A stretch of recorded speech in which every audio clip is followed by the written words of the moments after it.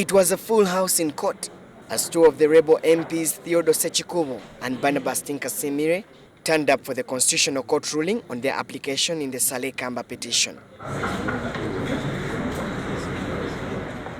The MPs were represented by top lawyers in town, including Professor George Kanyehamba, Caleb Alaka and Nicholas Opio, among others.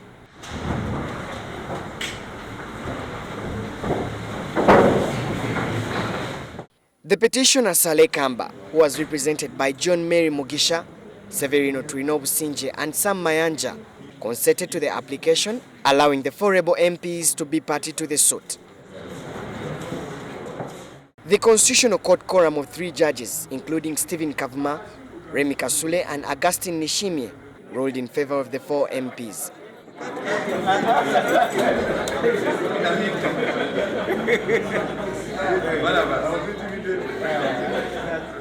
Court has also ordered that the applicant's lawyers be served with the petition in 3 days to enable them prepare for the response.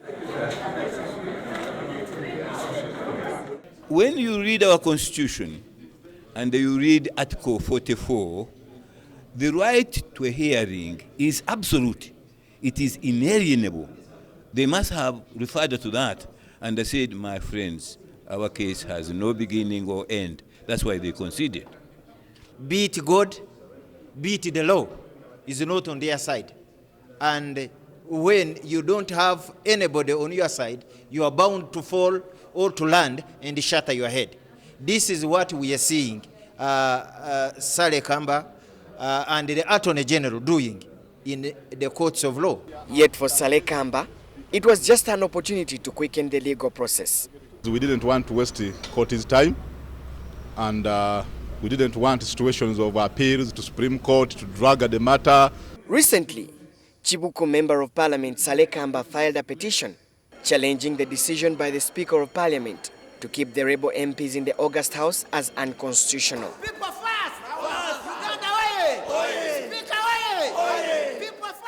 However, the embattled MPs are now seeking to have the Attorney General ejected from the defense team in the petition. We are waiting on the opportunity to be allowed to take on the case ourselves because the Attorney General has come out publicly. He has written a letter to the unsolicited letter to the Speaker. He has addressed court matters in the media and in the papers. Therefore, he should be honest enough and gracious enough to disallow himself. Otherwise, he will become a disgrace to the justice system.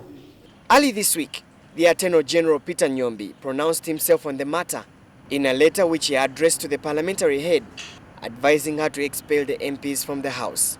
If anybody is challenging the contents of my letter, I would have preferred if somebody looked at me in the eyes and he said that the provisions of the law that I'm quoting are non-existent, or that I misinterpreted the Constitution or the law related to the Constitution. I would appreciate that. His counterpart, on the other hand, Abdu Katuntu, the Shadow Attorney General, is now dragging Nyombi to court for an interpretation on the various articles quoted in the letter.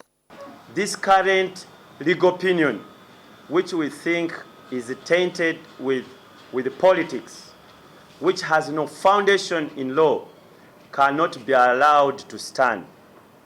We want to challenge it in court, and we are going to seek an interpretation.